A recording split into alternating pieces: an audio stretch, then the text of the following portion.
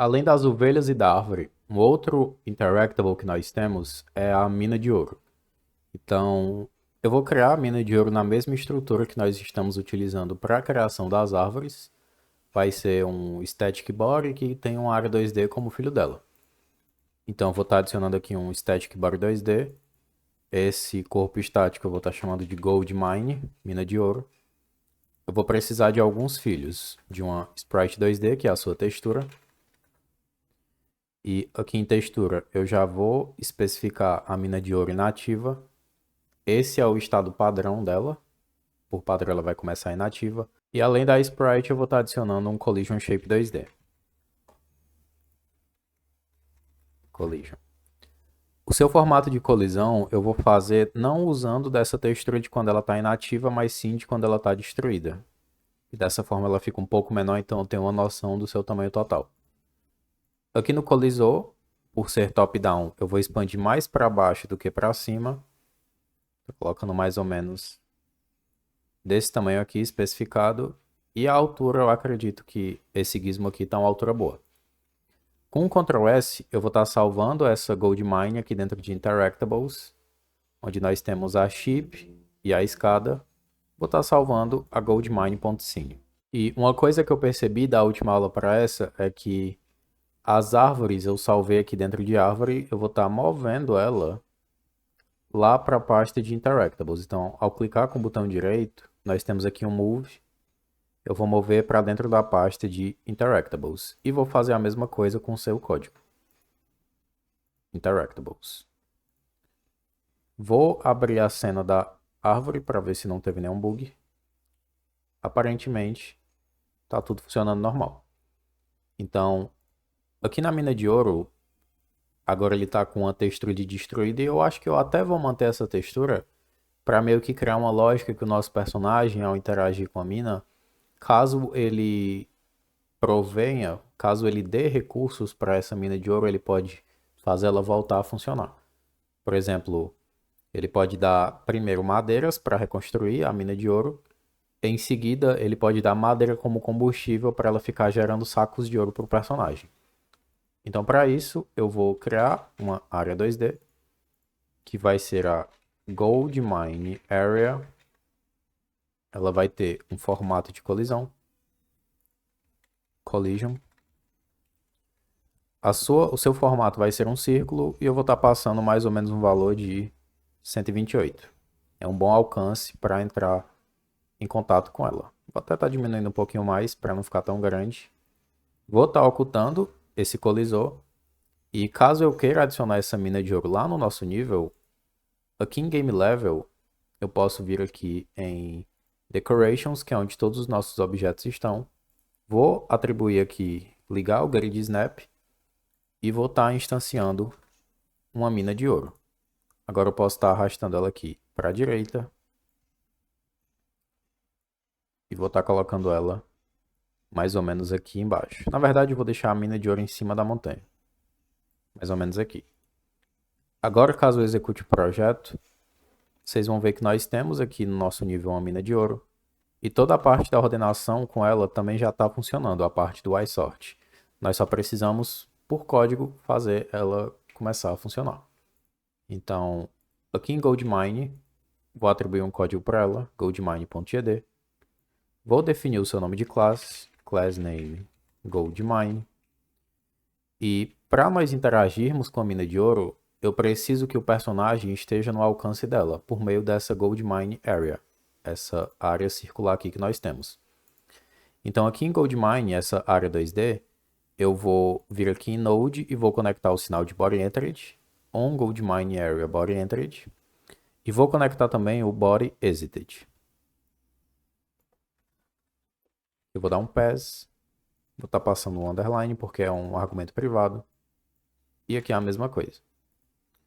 Uma outra coisinha que eu vou mudar é essa área 2D, por padrão, as suas Collision Layers e Masks é 1 e 1. Só que o nosso personagem ele fica transitando entre 1 e 2, caso ele esteja no alcance da ponte, das aulas que a gente fez anteriormente. Então, esses nossos objetos de interação, eles estão todos na Layer e Mask 4, porque é uma camada e máscara compartilhada também aqui pelo nosso, cadê collision? Aqui pelo nosso personagem. Então, definindo essas camadas e máscaras, agora aqui no código eu vou ter uma variável para guardar uma referência ao personagem, character ref, que vai ser um base character e por padrão vai ter o valor de nulo. Nós não vamos começar com referência ao player. Agora, aqui na body entry significa que um corpo está entrando em contato. Se eu printar esse body e não especificar, provavelmente ele não vai me retornar nenhum corpo, com exceção do personagem, já que apenas o player está na camada 4. Mas caso futuramente vocês tenham outros objetos que vão existir nessa camada 4, vocês podem ser ainda mais específicos com a lógica que nós já estamos utilizando, que é para verificar se o corpo ele é da classe base character, a classe do nosso personagem. Caso ele seja dessa classe, então a referência do personagem no alcance vai ser justamente esse corpo que entrou, que aqui a gente viu que é justamente o nosso player. Essa mesma lógica eu vou fazer aqui dentro. Então, caso o corpo seja o personagem, então o personagem está saindo do alcance.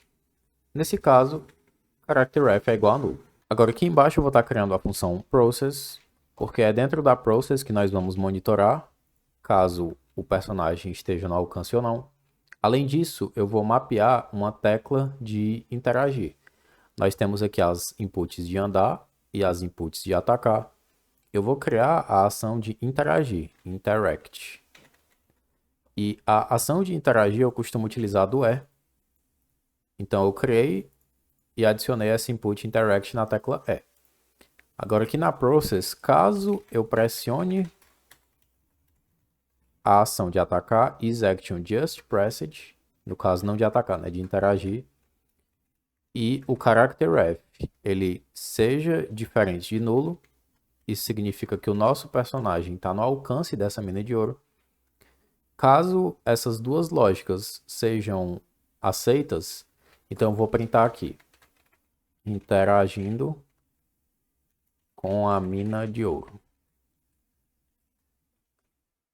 Agora aqui em GameLevel, vou executar o nosso código.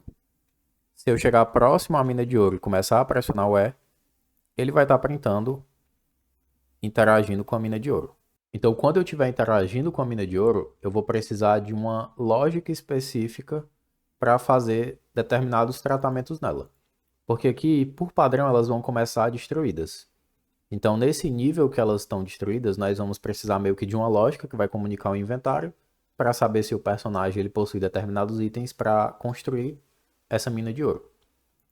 Então, como nós ainda não temos a parte da lógica do inventário, que vai ficar inclusive para o próximo vídeo, eu vou estar fazendo nesse vídeo a parte da lógica levando em consideração que ele já possui, entre aspas, os itens para passar de nível. Então aqui no código da Goldmine, eu vou ter a mine data, que são as informações dessa mina de ouro, em formato de dicionário. E essas informações vão ser separadas por níveis. Mine level. Por padrão, ela vai começar nível 0, que é o nível default, é o nível padrão, que é quando ela está destruída. Então aqui, na chave do nível 0, nós vamos precisar de alguns valores. Nós vamos precisar da textura. E a textura dessa mina no nível 0 é justamente essa destruída. A textura da mina no nível 1 é essa inativa. E a textura dela no nível 2 é essa ativa aqui.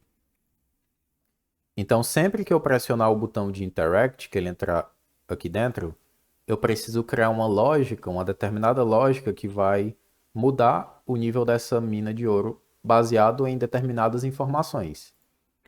Cada nível vai precisar de determinados recursos para que essa mina ela evolua de nível. Então, por exemplo, quando nós estamos no nível 0, nós precisamos de uma determinada quantidade de madeiras para ir para o nível 1. Então aqui eu vou ter a item required, que é o item necessário onde nós temos o item name, madeira, e nós temos a item amount, que é a quantidade do item que nós precisamos, que nesse caso é 10. Eu vou copiar essa item required e vou estar passando para cá. Vou estar colocando uma vírgula aqui para ele não dar erro. E no nível 1, nós também vamos precisar de madeira, só que de uma quantidade maior, por exemplo, 25. E quando nós estivermos no nível 1 e formos para o nível 2, nós também vamos precisar de mais madeira. Tá colocando a vírgula aqui. Só que nesse caso, eu vou estar passando um valor mais baixo, tipo 5. Porque quando nós estivermos no nível 2, essa madeira vai ser utilizada como combustível. Então, quando nós estivermos no nível 2 e abastecermos a mina com madeira, ele vai ficar aumentando o tempo no qual essa mina vai ficar trabalhando, entre aspas, e me gerando ouro. Então, sempre que eu pressionar a ação de Interact, eu vou precisar ter uma lógica lá no nosso personagem, que é para saber se ele tem esse recurso. Então, se o nosso personagem ele possuir um recurso, e aqui o recurso que ele vai precisar possuir vai depender do nível que nós estamos. Então, é mine data no mine level. A mina no seu nível. Isso, caso esteja no nível 0, vai me retornar todo esse dicionário aqui. Então, no caso, a chave que eu tenho que acessar é a item required. Então, aqui eu vou estar passando colchete, item required, e aqui eu vou ter item data em formato de dicionário. E as informações, na verdade, eu vou estar passando isso aqui. E as informações que eu quero acessar são item data no nome do item, que é item name, e item data na chave item amount. Agora, isso aqui é aquela parte da lógica do inventário, que caso o personagem no seu inventário ele possua essa determinada quantidade do item, ele vai dizer que tem e vai subtrair dessa quantidade no seu inventário para distribuir para essa mina essas informações. Então, lá no personagem, eu preciso criar esse método, hasResource. Vou criar essa função aqui em cima da get EasyMountain, hasResource. E nós precisamos de dois argumentos. O primeiro é o nome do item. E o segundo é a quantidade. E como esse método lá na mina de ouro ele está sendo utilizado em uma condição, significa que ele tem que me retornar verdadeiro ou falso. Por padrão, eu vou pôr ele para retornar verdadeiro, porque nós ainda não temos o dicionário, o inventário no caso, e eu quero testar essa parte da lógica aqui com vocês. Então agora, se eu printar um A aqui dentro, vocês vão ver, além disso eu vou aumentar o nível da mina em 1, mine level mais igual a 1. Eu vou printar o nível da mina, melhor. Como eu começo no nível 0, agora caso eu execute, vocês vão ver que sempre que eu interagir com essa mina de ouro, ele vai aumentar o nível. Agora ele foi para o nível 1, foi para o nível 2. Se eu tentar interagir de novo, ele vai dar um erro, porque não existe a chave 3 no dicionário. Então, aqui dentro desse if, eu preciso primeiro fazer uma verificação. Quando eu estou acrescendo o nível da mina de ouro, eu preciso modificar a sua textura. Então, para modificar a sua textura, eu preciso primeiro guardar uma referência ao seu sprite 2D. Então, eu vou criar uma categoria de exportação de objetos, onde eu vou armazenar esse nosso sprite 2D. Vou vincular ele aqui em Goldmine. E sempre que eu passar de nível, eu vou mudar a textura dessa sprite, pedindo para ele carregar uma nova textura baseado na mine data, mine level, que são esses meus dicionários aqui, baseado no nível. E baseado no nível eu tenho texturas diferentes pela chave textura. Então aqui eu vou estar passando essa chave textura. Só que uma outra coisa que eu tenho que fazer é o seguinte. Eu tenho que tratar esse personagem aqui, ele tá bugado. Dá pra ver que ele bugou aqui na Game Level. Aqui em Goldmine eu fiz esse vínculo, mas aqui em Game Level ele estava bugado, não estava vinculado porque não tinha atualizado. Mas aqui, quando eu vier para cá agora e interagir, ele aumentou o nível de novo. Se eu pressionar novamente, ele quebra. Então, caso o nível da mina seja igual a 2 ou maior que 2, eu preciso dar um clamp. Então, if mine level maior ou igual a 3, mine level igual a 2.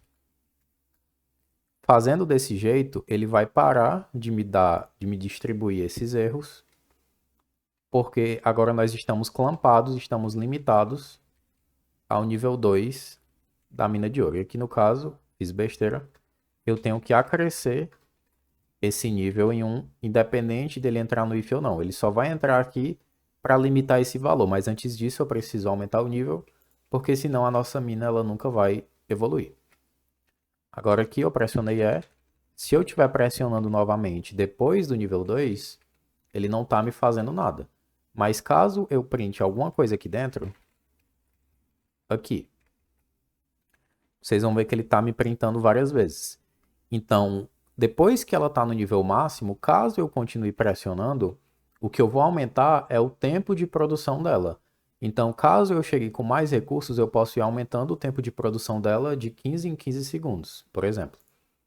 Então, aqui em Goldmine, eu vou precisar de um temporizador, que é o Production Timer. Production Timer. Esse Production Timer vai ter um one shot para ele não ficar resetando. E eu vou conectar o seu sinal de timeout aqui em Goldmine.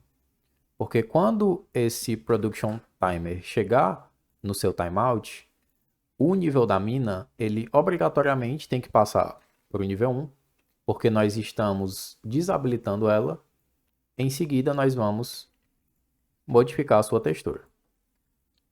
Então, aqui em cima, eu posso criar uma wait time, ou variáveis, para saber o tempo dela. Então, para isso, eu vou ter uma categoria de exportação de variáveis, onde eu vou ter o Default Production Timer, que é o tempo padrão de produção, que é de 10 segundos. E eu vou ter um Additional Production Timer, que é de 15 segundos. Além disso, eu preciso armazenar uma referência a esse temporizador, Production Timer. Já vou logo vincular ele aqui, para eu não ter nenhum erro. E sempre que eu entrar aqui dentro, significa que eu estou evoluindo a nossa mina. Eu estou aumentando, na verdade, o seu tempo de produção. Então, eu tenho que dar um production timer.start, passando um tempo específico. E esse tempo vai ser uma variável que eu vou criar aqui, var current production timer, que vai ser um float. E por padrão vai ter o valor de 0. Agora, quando nós entrarmos aqui dentro, significa que ele tinha um tempo que já estava girando. Nós precisamos pegar esse tempo restante e somar esse tempo restante com esse Additional Production Time. E aqui não é timer, é time apenas. Então aqui dentro, quando nós, antes de inicializarmos, nós precisamos puxar esse temporizador Production Timer.timeLeft. Isso vai nos retornar o tempo restante, que ainda estava sobrando. E eu vou dizer que o Current Production Timer, ele vai receber esse tempo restante, antes do temporizador chegar em 0, mais o Additional Production Time. Em seguida, eu vou inicializar esse temporizador com esse valor adicional. Vou tirar esse print aqui e agora eu vou printar o Current Production Timer. Se eu printar esse Current Production Timer aqui com vocês e rodar a Game Level, vocês vão ver que depois que ela estiver assim e eu começar a pressionar o E, ele vai estar me retornando esse tempo. Então, se eu ficar um pouco mais de tempo sem pressionar, 54. Então, ele rodou os 6 segundos, mais os 15 que foram adicionados, ficou 54. E aqui, toda vez que eu clicar, ele vai estar aumentando o meu tempo de produção. Então, eu não preciso necessariamente começar a computar esse tempo apenas aqui dentro. Antes dessa verificação, caso o nível da mina seja igual a 2, significa que nós acabamos de sair da inatividade para a produção. Caso seja esse o caso, eu vou pressionar o E aqui 2 vezes. Na próxima, ele me printou aqui. Nesse caso específico, que nós acabamos de sair da inatividade para a produção, nós precisamos inicializar esse production timer, porém passando o default production time que nós criamos aqui em cima. Então, ao sair da inatividade para a produção, o tempo vai ser de 10. A partir do momento que eu vou reabastecendo a nossa mina com mais madeira, na teoria, que é essa resource aqui, ele vai aumentando esse tempo em 15 segundos. Então aqui nós também vamos ter o feedback de que ele vai voltar para o nível 1 quando esse temporizador chegar em 0. Então eu vou estar tirando isso aqui. E aqui na game level, agora depois que eu colocar ela no nível 2, eu vou esperar alguns segundos, mais ou menos os 10 segundos, e após os 10 segundos, ela vai voltar a ser inativa. Então aqui, se eu pressionar o E, estou pressionando várias vezes. Se eu vier aqui na aba de Remote e buscar por essa mina de ouro, agora nós temos aqui que o seu Current Production Time está de 202 segundos. Uma outra coisa que nós temos que fazer, foi até interessante, ele vai receber o time left mais esse additional time. Se eu continuar pressionando aqui, dá para ver que ele está aumentando de 15 em 15. Mas se porventura tiver algum bug e esse valor aqui não ser resetado quando ele entrar aqui dentro, ele vai pegar um tempo de produção muito grande.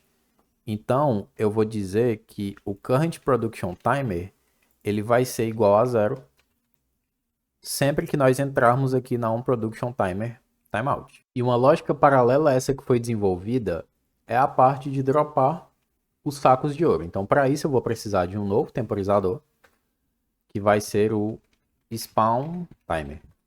Por padrão, o Spawn Timer também vai ter one shot, mas o seu wait time vai ser de 5 segundos. Vou conectar aqui o seu timeout em Goldmine. E sempre que ele entrar aqui na Spawn Timeout, eu vou printar spawnar saco de ouro. Agora, sempre que ele entrar no timeout, eu preciso verificar se o Current Production Timer, na verdade, se o Production Timer .timeLeft é maior do que 0. Caso seja maior do que 0, significa que a nossa mina de ouro ainda está na ativa. Então, nesse caso, eu preciso notificar ele de que ela ainda está funcionando para ele dropar mais algum saco de ouro. Ou então, uma outra coisa que eu posso verificar é, caso o mine level seja menor que 2, então eu vou dar um return. Porque se o mine level for menor do que 2, significa que a mina de ouro está inativa, então não tem a necessidade dele ficar spawnando saco de ouro. Então, para isso, esse spawn timer eu vou estar tirando esse one shot e vou estar marcando o auto start. Vou estar tirando essa lógica aqui, ela não vai ser mais necessária. E agora, quando eu executar a game level, vocês vão ver que, por padrão, ele não vai me retornar nada, nenhum feedback. Quando ela for para esse nível, agora ele vai ficar me spawnando sacos de ouro a cada 5 segundos. E quando essa mina ficar inativa, ele vai parar de me spawnar sacos de ouro porque ela não está mais nível 2. Voltei ela para o nível 2, ele vai voltar a me spawnar sacos de ouro. E por que que eu marquei o auto start e não marquei o one shot? O auto start é para esse temporizador ele iniciar a partir do momento que o objeto é carregado na cena.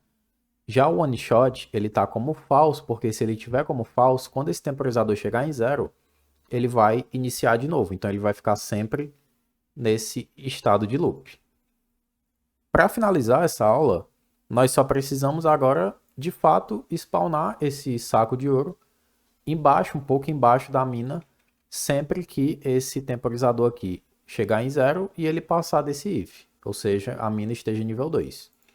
Então, Para spawnar esses sacos de ouro, eu primeiro preciso desse recurso, Gold.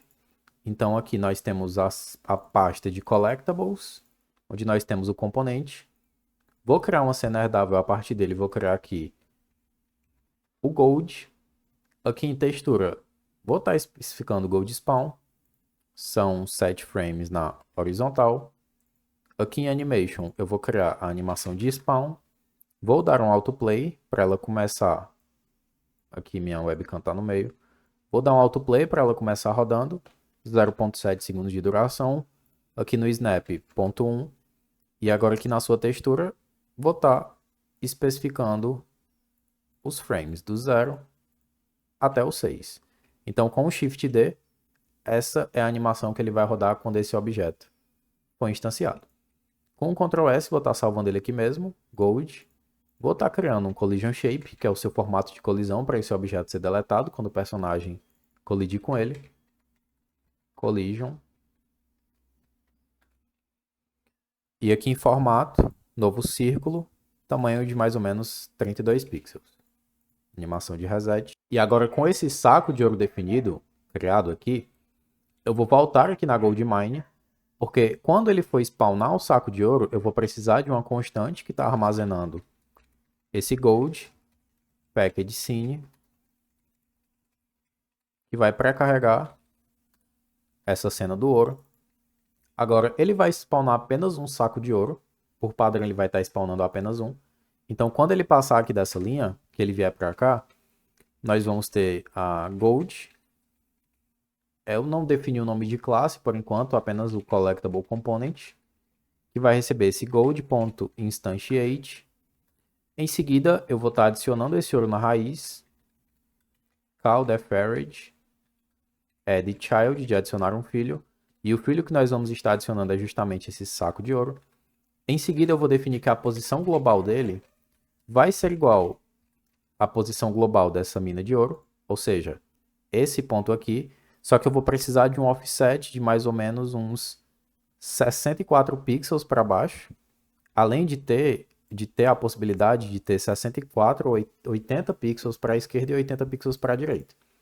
Então aqui vai ser a posição global mais um offset, onde a posição em X vai ser um round range entre menos 80 e mais 80. Então ele vai pegar a posição global e vai adicionar um offset entre menos 80 e mais 80. Ele pode pegar menos 79, mais 60, valores aleatórios entre esse alcance que eu defini aqui. E a posição em X vai ser também um round range, só que no caso entre 64 a 96. Então ele vai pegar a posição entre 64 a 96 pixels para baixo. Então entre 64 a 96 e além desse intervalo em Y, entre menos 80 a mais 80. Então é como se ele tivesse um grande retângulo de possíveis possibilidades na hora de spawnar, de possíveis posições. Então aqui em Game Level, quando eu executar essa cena e deixar essa mina de ouro ativa, vocês vão ver que a cada 5 segundos ele vai começar a spawnar sacos de ouro aqui. Vou estar clicando várias vezes para a mina não ficar desativando. E aqui, se eu ficar agora AFK, ele vai estar spawnando infinitos sacos de ouro para mim a cada 5 segundos. E caso eu passe próximo deles, os itens acabam sendo deletados. Era isso para esse vídeo, pessoal. Lembra de deixar o like, comentar aí e se inscrever. Vai estar ajudando bastante na divulgação e na criação de novos conteúdos. Além disso, o link de todos os meus cursos atualizados vocês encontram na minha Linktree, que é o primeiro link na minha descrição. Todas as minhas redes sociais e o Stranded, meu jogo que está aí na Steam. Caso você não possa adquirir o Stranded, considere deixar ele na lista de desejos. Só isso já me ajuda bastante. No mais era isso. Forte abraço e até a próxima. Valeu!